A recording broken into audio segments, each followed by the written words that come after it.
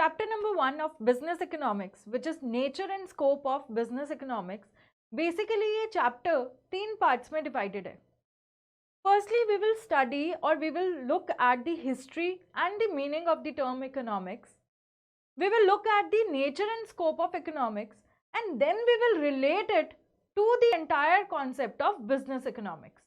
अब देखो, business economics is a term that is generated or originated from economics only, है ना. तो बिना economics समझे हम business economics नहीं समझ पाएंगे. So when we talk about history and definition of economics, economics is a science of wealth, material well-being, choice making, growth and development. ये जो 4 different definitions हैं या 4 different sciences हैं, ये over the period of time change होती रही. अलग अलग school of thought, अलग अलग school of economists जिन्होंने उस टाइम पर जो भी एनवायरनमेंट में हो रहा था उसे देखते हुए अपने हिसाब से इकोनॉमिक्स को डिफाइन किया था. So it was Adam Smith who introduced economics as a science of wealth in 1776. आप और मैं तो पैदा भी नहीं हुए थे तब. Then Alfred Marshall defined economics as a science of material wellbeing. Mister Robbins defined it as a science of choice making. And Samuelson was the person जिसने कहा कि we will not only look at the problems of current, but we will also look at the problems of future, and we will try to bring a sustainable development by defining economics as a science of growth and development. ठीक है ना. अब जब हम economics की बात करते हैं, हम कहते हैं कि इकोनॉमिक्स ब्रॉडली 4 पैरामीटर्स पर स्टडी की जाती है: micro, macro, positive and normative. Micro का मतलब होता है जब हम इकोनॉमिक वेरिएबल्स को, इकोनॉमिक प्रॉब्लम्स को, इकोनॉमिक थ्योरीज को एक सिंगल इंडिविजुअल प्रोड्यूसर, कंज्यूमर के पॉइंट ऑफ व्यू से स्टडी करते हैं. ऑन द अदर हैंड जब हम मैक्रो इकोनॉमिक्स की बात करते हैं बेटा, तो हम मैक्रो इकोनॉमिक कहते हैं कि we are looking at the economy as a whole, we are looking at the problems or economic variables from the viewpoint of a one nation, from the viewpoint of the economy, and not a single player of that economy. Example, best example जो मैं हमेशा अपनी class में लेती हूँ वो यही है कि अगर मैं पूरी सीमेंट इंडस्ट्री की बात करूँ और पूरी सीमेंट इंडस्ट्री के नजरिए से देखूं कि सीमेंट इंडस्ट्री को क्या क्या प्रॉब्लम्स आ रही हैं, प्रॉबेबली टैक्स में चेंजेस आने की वजह से, प्रॉबेबली इन्फ्लेशन की वजह से, या लेबर मार्केट के अंदर राइज होने की वजह से, तो अगर हम बात करें that will be macro economic concept. लेकिन अगर मैं पूरी सीमेंट इंडस्ट्री में से किसी एक player, probably ACC, probably Birla या अल्ट्राटेक, किसी भी एक प्लेयर के बारे में सोचूं या उसके व्यू पॉइंट से इकोनॉमिक प्रॉब्लम्स को देखूं, तो we will say that it is micro in nature. Fine.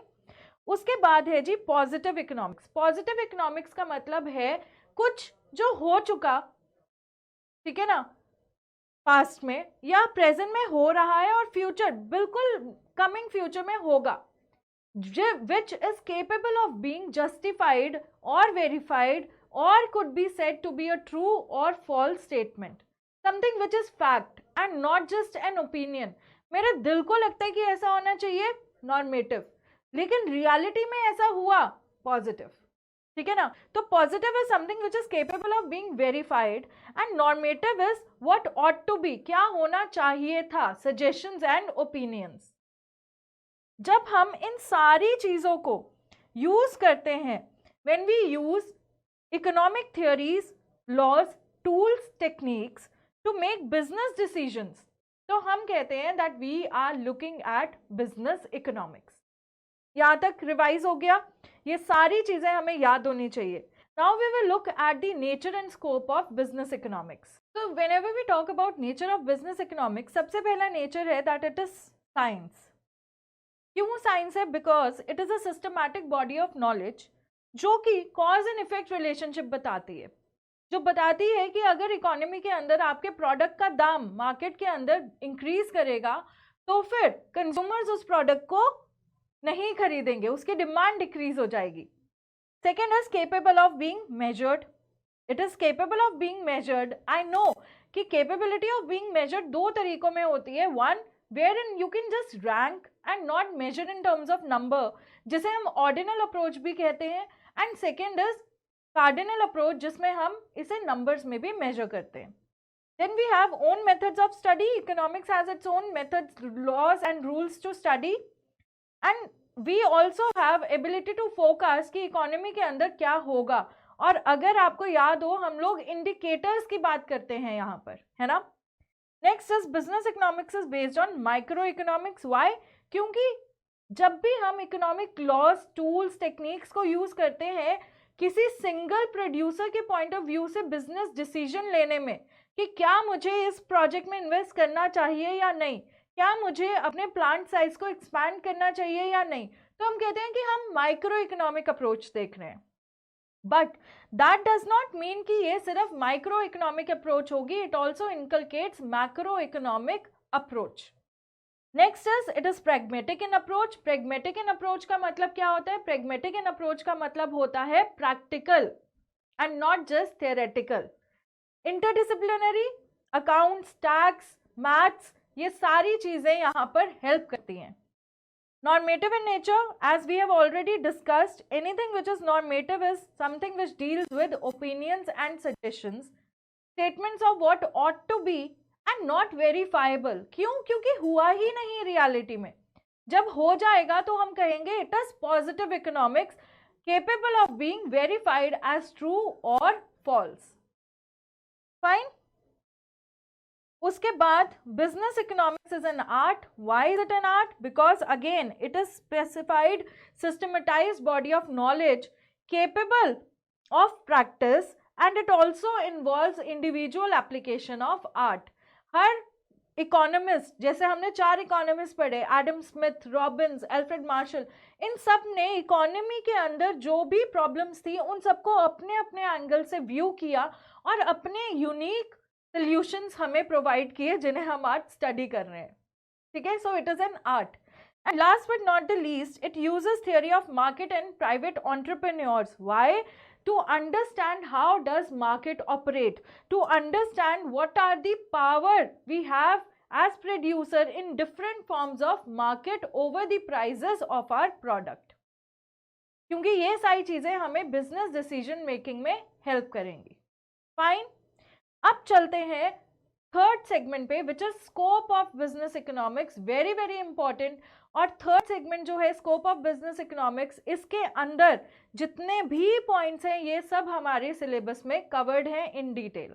So I want you to take a look at this chart which describes scope of business economics into 2 parts. One is internal scope and second is external scope. Internal scope को हम लोग operational scope भी कहते हैं और external scope is also known as environmental scope. We have 7 points in internal and 8 points in external. अब क्योंकि हम रिवाइज कर रहे हैं तो रिवीजन का मतलब ये नहीं है कि आप लोग बस मेरा लेक्चर सुन रहे हो, साथ साथ आपके दिमाग में ये सारे पॉइंट्स रिवाइंड होने चाहिए, तभी इसका फायदा होगा. चलो, सबसे पहला इंटरनल स्कोप का पॉइंट है demand analysis and demand forecasting.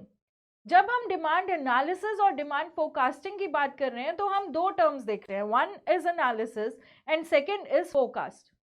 Analysis का मतलब है वी आर एनालाइजिंग कि हिस्ट्री में क्या हुआ, what was the past behaviour, what was the pattern of the factors, different factors which lead or which affect the demand of a product, price of the product, price of related good, income of the consumer, consumer taste and preferences. ये सब चीजें past में, history में कैसे operate कर रही थी, और उस हिस्टोरिक पैटर्न को देखते हुए हम फोकस करेंगे कि आने वाले टाइम में अगर मैंने अपने प्रोडक्ट का दाम हल्का सा भी चेंज कर दिया तो डिमांड बढ़ेगी या घटेगी. That is known as demand forecasting and demand analysis. Second is production and cost analysis. देखो, कोई भी बिजनेसमैन सबसे पहले ये तय करता है कि मुझे क्या प्रोड्यूस करना है, और जो ये तय हो रहा है कि मुझे क्या प्रोड्यूस करना है, that will be based on the decision कि मैं जो प्रोडक्ट है वो एग्जिस्टिंग मार्केट में लॉन्च कर रहा हूँ या न्यू मार्केट में लॉन्च कर रहा हूँ. What is it that customer is willing to buy. तो अल्टीमेटली जब तक मुझे अपने प्रोडक्ट की डिमांड नहीं पता होगी, मैं उसे एनालाइज करके फोकस नहीं कर पाऊंगा, तब तक there is no fun in wasting your money, time and effort in production activity. तो सबसे पहले डिमांड एनालिसिस एंड फोकस करेंगे, उसके बाद देखेंगे प्रोडक्शन एंड कॉस्ट एनालिसिस क्या कहता है। प्रोडक्शन एंड कॉस्ट एनालिसिस दो टर्म्स है। When we talk about production, we talk about optimum size of output, हमें कितनी यूनिट्स प्रोड्यूस करनी चाहिए। And the term over here which is used is optimum. Optimum का मतलब क्या हुआ? कम से कम खर्चे में ज्यादा से ज्यादा प्रोडक्शन, मुझे अपनी जेब से कुछ एक्स्ट्रा ना लगाना पड़े, मुझे प्रॉफिटेबिलिटी मिले इतनी यूनिट्स प्रोड्यूस करने पर। ठीक है, उसके बाद है I don't want to incur undue cost, इसीलिए कॉस्ट एनालिसिस में I will try to formulate least cost matrix with the ratio of variable as well as fixed factors of production. Third है inventory management. When we talk about inventory management, हम ये बोलते हैं that we want to maintain optimum level of stock. Optimum level of stock किस चीज का? Finished goods का, raw material का and work in progress का भी। क्यों? क्योंकि ये तीनों चीजों को मेंटेन करने में, स्टोर करने में, हैंडल करने में खर्चा आएगा, और वो खर्चा मेरे कॉस्ट ऑफ प्रोडक्शन को इंक्रीज करेगा। और अगर मेरे प्रोडक्ट का कॉस्ट ऑफ प्रोडक्शन इंक्रीज हो जाता है तो बताओ क्या होगा? कंज्यूमर के हाथ में मेरा प्रोडक्ट महंगा हो जाएगा या मेरा प्रॉफिट मार्जिन कम हो जाएगा। Both the situations are not healthy for my business. Next is market structure and pricing policies. Market structure and pricing policies, चार फॉर्म ऑफ मार्केट होते हैं। कौन से? perfectly competitive, monopoly, monopolistic and oligopoly. Although broadly ये चार हैं, but छोटी छोटी इकोनॉमी में और भी बहुत सारे फॉर्म ऑफ मार्केट होते हैं, जैसे डुओपोली, ओलिगोपोली के इतने सारे फॉर्म आ जाते हैं, राइट। सो मार्केट स्ट्रक्चर क्यों अंडरस्टैंड करना ज़रूरी है किसी भी बिजनेसमैन के लिए, बिजनेस इकोनॉमिक्स का स्कोप क्यों है ये? बिकॉज मार्केट स्ट्रक्चर मुझे ये बताएगा कि कितनी पावर है मेरे पास अपने प्रोडक्ट के दाम को कंट्रोल करने की। ठीक है ना, क्योंकि अगर मुझे ये नहीं पता कि मेरे पास कितनी पावर है, मैं अपने प्रोडक्ट के दाम की pricing policies properly adequately set नहीं कर पाऊंगी। Next is resource allocation, best course of action for optimal utilization of available resources. I don't want my resource to go waste, क्योंकि resources तो already scarce है। और बेटा scarcity कैसे आती है? I have said scarcity is a subjective term, मतलब हो सकता है जो चीज मेरे पास अभी है वो किसी और के नजरिए से scarce हो पर मेरे नजरिए से abundant है।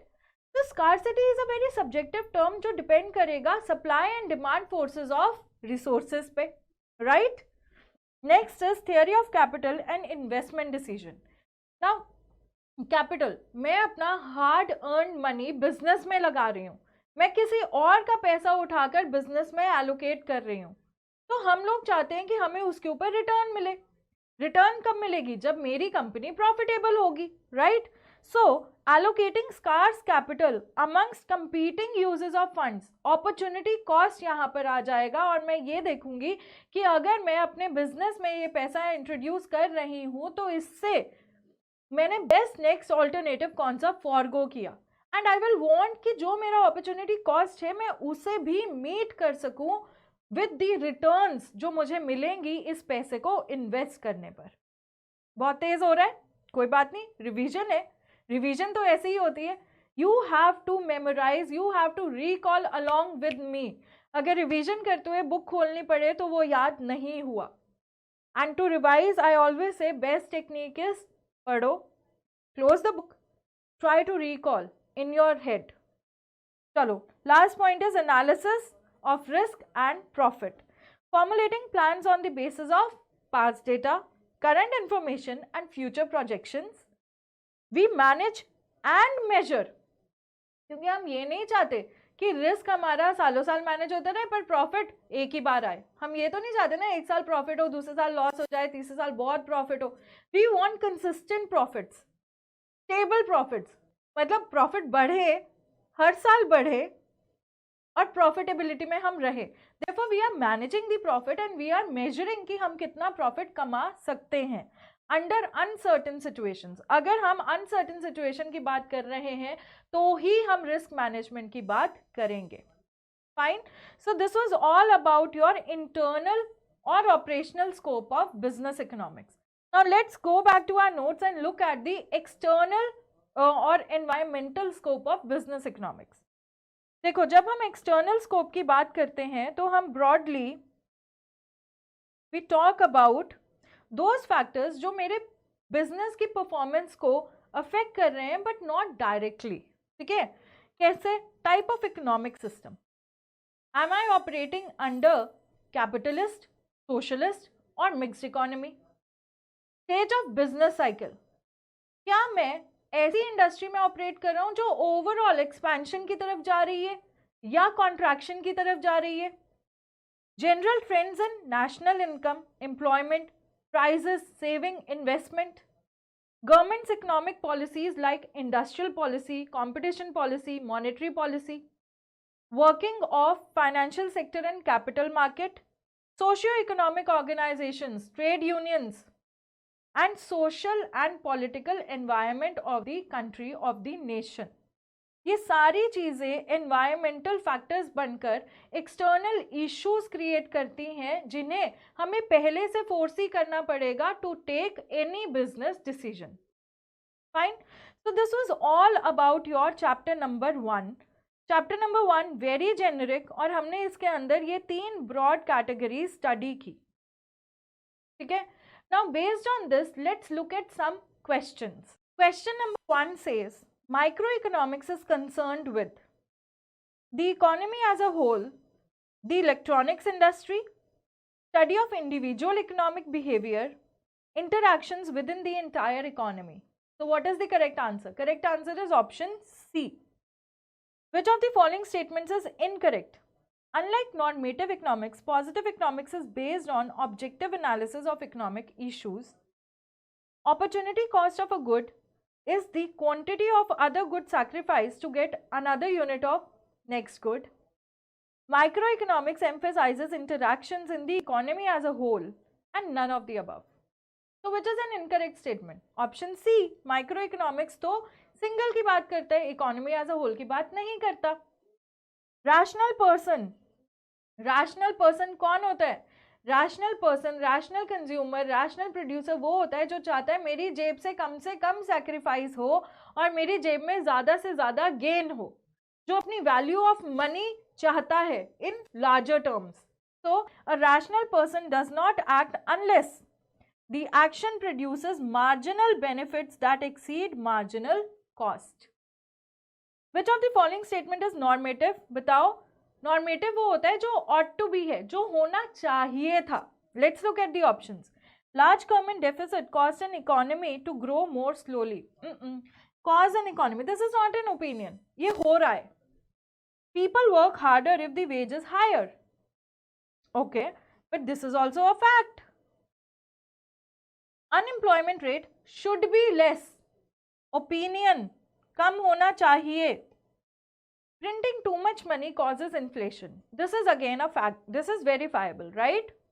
So what is the correct answer? Correct answer will be option C। Which of the following falls under microeconomics? Microeconomics में क्या आता है? Factor pricing। Which of the following statement is correct? Employment and economic growth are studied under macro। Under macro is correct but यहाँ micro दिया तो ये incorrect हो जाएगा। Microeconomic deals with balance of trade। No, macro का concept है ये।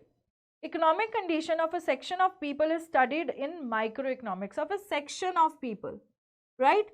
Particular, specific, single।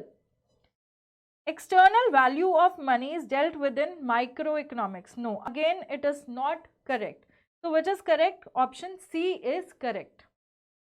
Law of scarcity, अभी मैंने आपको बताया law of scarcity is subjective in nature, है ना?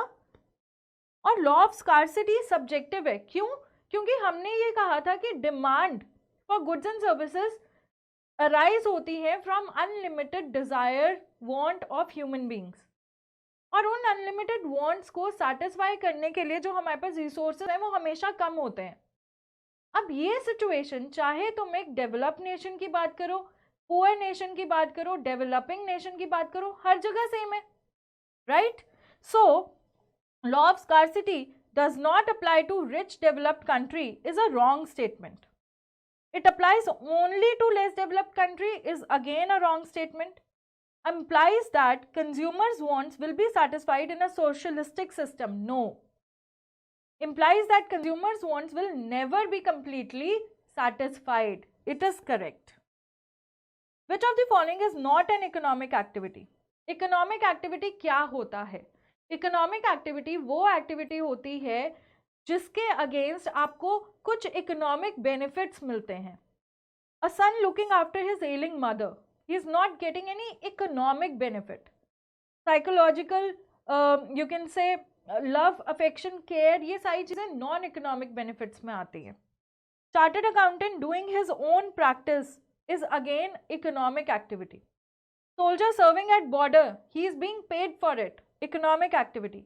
Farmer growing millets, अगर यहाँ substantial self subsistence के लिए होता तो हम कहते हैं नॉन इकोनॉमिक, लेकिन यहाँ पर कुछ नहीं दिया, so we are assuming that he is growing millets to sell them in the market. Therefore again it will be economic, and question में not an economic activity पूछा है, so option A will be correct.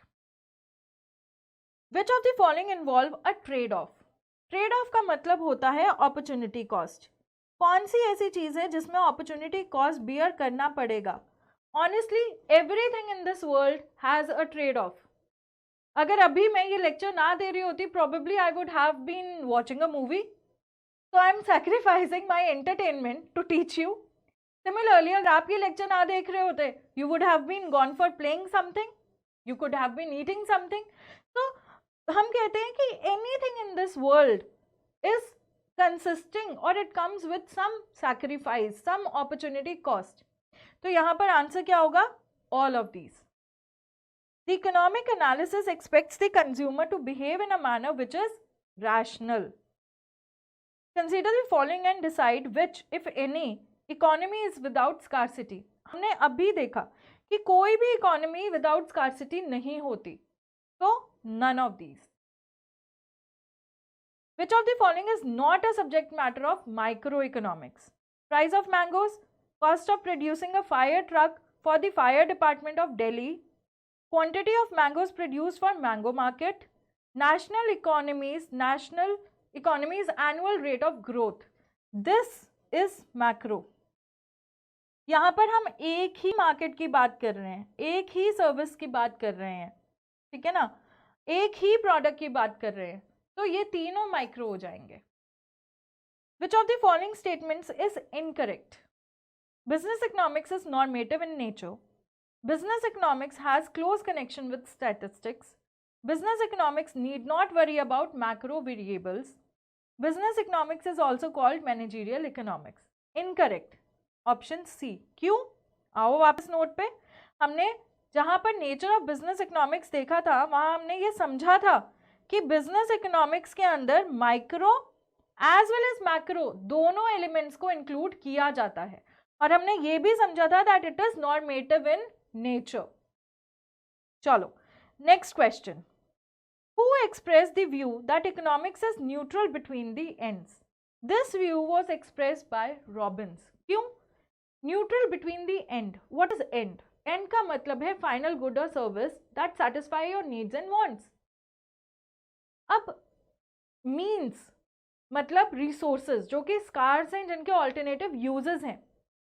Robins का ये मानना था कि economics is neutral between the ends, मतलब economic laws, economic theories do not change with change in the nature of the commodity that we are using.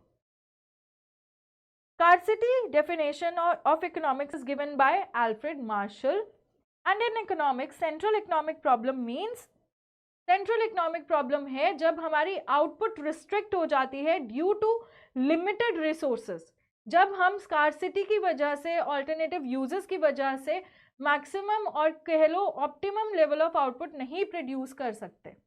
That is known as economic problem. जिसे हम chapter number 2 में भी deal करेंगे, ठीक है। So this was all about your chapter number 1। इसके अंदर आपको क्या याद रखना है? You have to focus broadly on the nature and scope of business economics and economics, right. अगर हमें ये सारे पॉइंट्स याद होंगे, हमें डिस्टिंक्शन पता होगी नॉर्मेटिव और पॉजिटिव में, माइक्रो और मैक्रो में, so you can see all such questions are very easy for us. Chapter number 2, Basic Problems of an Economy and Role of Price Mechanism. Now this chapter again is divided into 3 broad categories.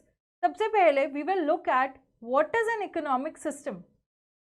Then we will understand what are the basic problems and what are the solutions of these basic problems. अब देखो chapter कह रहे हैं basic problems of an economy. जब तक मुझे ये नहीं पता कि what is the economic system जिसके अंदर मैं ऑपरेट कर रहा हूँ एज अ बिजनेसमैन, जिसके अंदर मैं ऑपरेट कर रहा हूँ एज अ कंज्यूमर, तब तक मैं बेसिक प्रॉब्लम्स को नहीं समझ पाऊंगा और उन बेसिक प्रॉब्लम के सॉल्यूशंस नहीं जान पाऊंगा। So it is very important for us to understand what is the economic system we are operating it.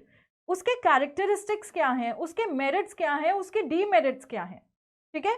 So let's understand it. We say that economic system is nothing but culmination of all these things. मतलब क्या produce करें, क्या जो produce किया वो distribute कैसे करें, circulation of goods and services कैसे होगी, वो रेगुलेट कैसे होगा। जब हम इन सारे क्वेश्चंस को अरेंज करते हैं, जब हम इन सारी एक्टिविटीज को अरेंज करते हैं, तो हम बोलते हैं that we are operating in a system, right, which is nothing but economic system. Now economic system is nothing but arrangement of economic activities on the basis of following 3 systems. One is capitalist, second socialist and third is mixed. और हम ऐसा क्यों कर रहे हैं?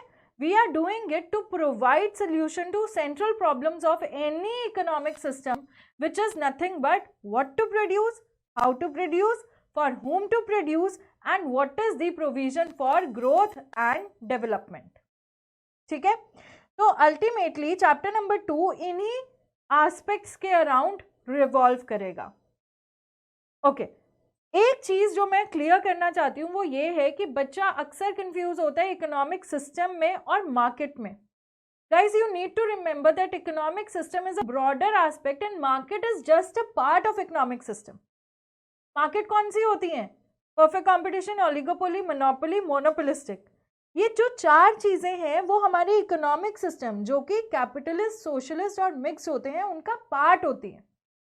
याद है हमने चैप्टर नंबर 1 को रिवाइज करते हुए देखा था कि मार्केट थ्योरी समझना बहुत इंपॉर्टेंट है, और मार्केट थ्योरी समझने के लिए पहले ये जानना इंपॉर्टेंट है कि हम कौन से इकोनॉमिक सिस्टम में हैं।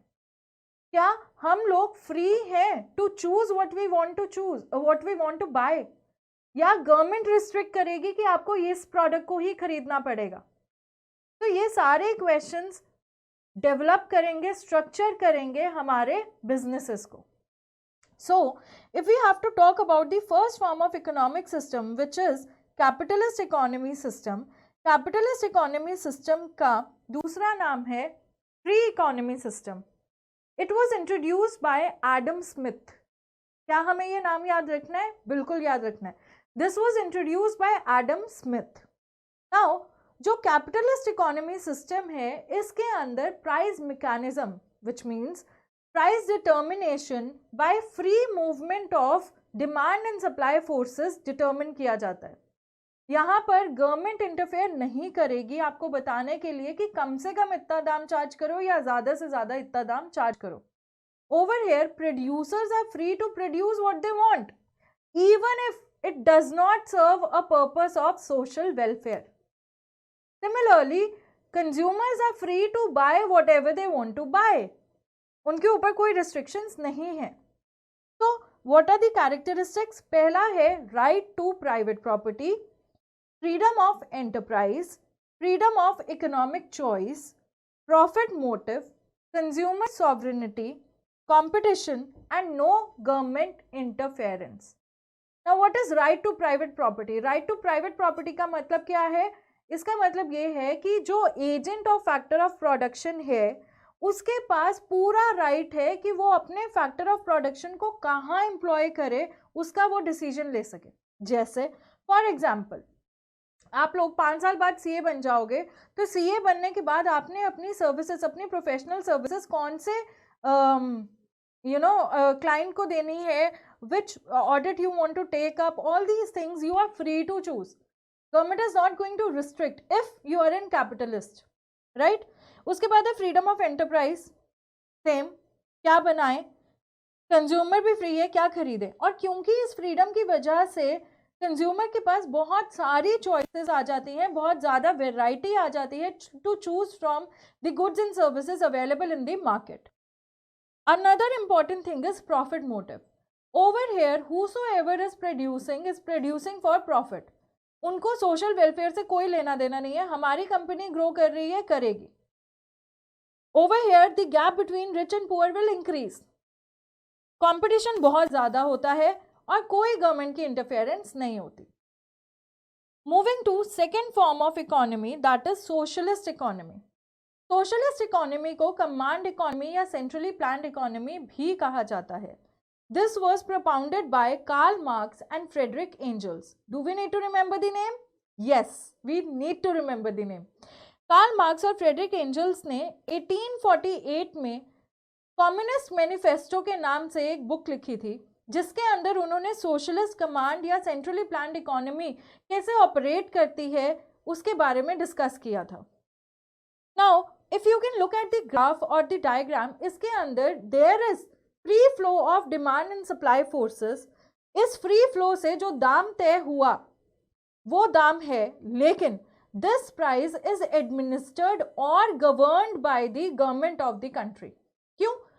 अगर गवर्नमेंट को ये लग रहा है कि ये जो दाम तय किया गया है, इस दाम में सोशल वेलफेयर नहीं हो रहा, प्रोड्यूसर के साथ जस्टिस नहीं हो रहा, तो वो क्या करेंगे, either they will fix a lower price, minimum lower price और मैक्सिमम हाईएस्ट प्राइस, जिसे हम प्राइस सीलिंग और फ्लोरिंग के नाम से भी जानते हैं। ठीक है, अब इसकी कैरेक्टरिस्टिक्स क्या है? First, collective ownership.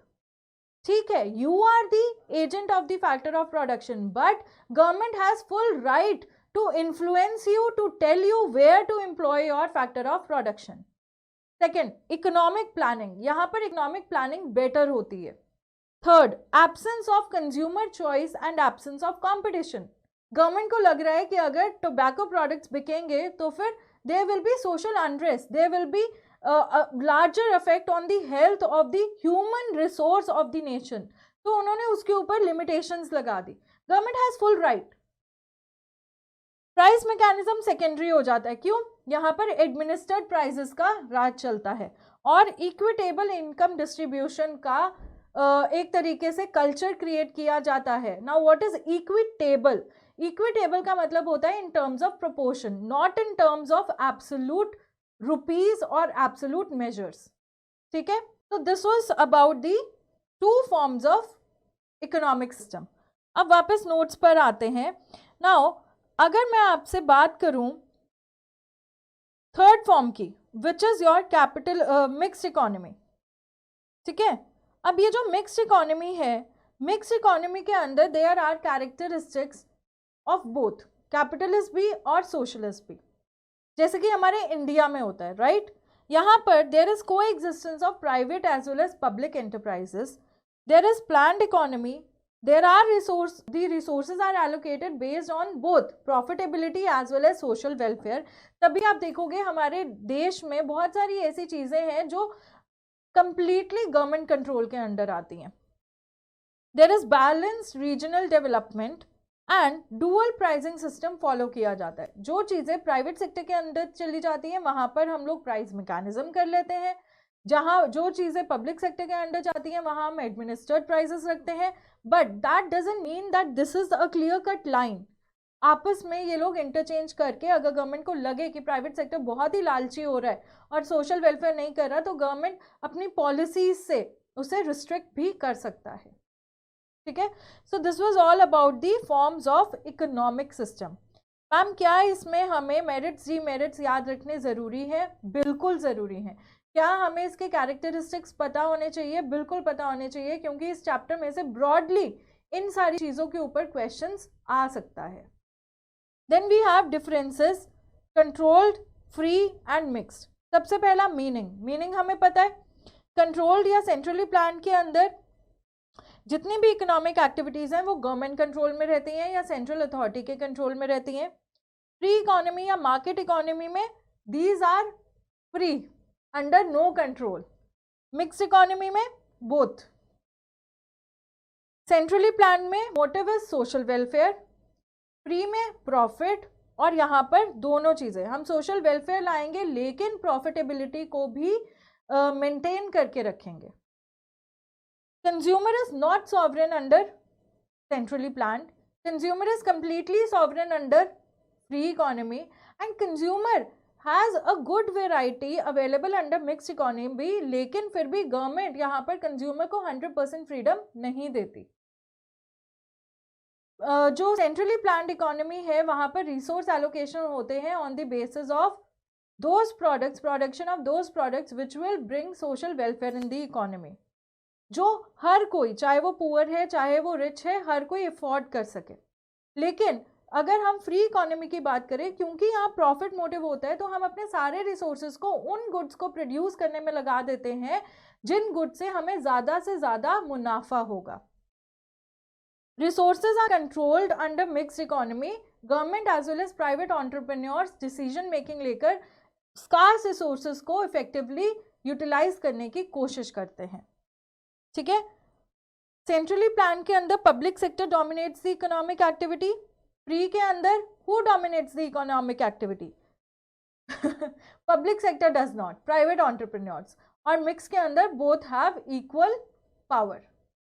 ठीक है, अब चलते हैं हम आगे और देखते हैं, समझते हैं what are the central problems. See, central problems of economy जो है those are 4, what, how, for whom and what is the provision for growth. अब जब हम व्हाट टू प्रोड्यूस की बात करते हैं, वी यूजुअली आंसर 2 क्वेश्चंस, क्या बनाएं और कितना बनाएं। ठीक है ना, और ये प्रॉब्लम क्यों है? ये प्रॉब्लम इसलिए है क्योंकि गुड्स को प्रोड्यूस करने के जो रिसोर्सेज हैं वो स्कार्स हैं, एज वेल एज उनके ऑल्टरनेटिव यूजेस हैं। तो एज अ प्रोड्यूसर मुझे ये समझ ही नहीं आता कि अगर मेरे पास वुड का लॉग पड़ा है तो मैं उससे टेबल बनाऊं या चेयर बनाऊं, और टेबल और चेयर अगर बनाना है तो किसी कमर्शियल यूज के लिए बनाऊं या हाउस होल्ड के लिए बनाऊं, right? So all such things arises under the category of what to produce.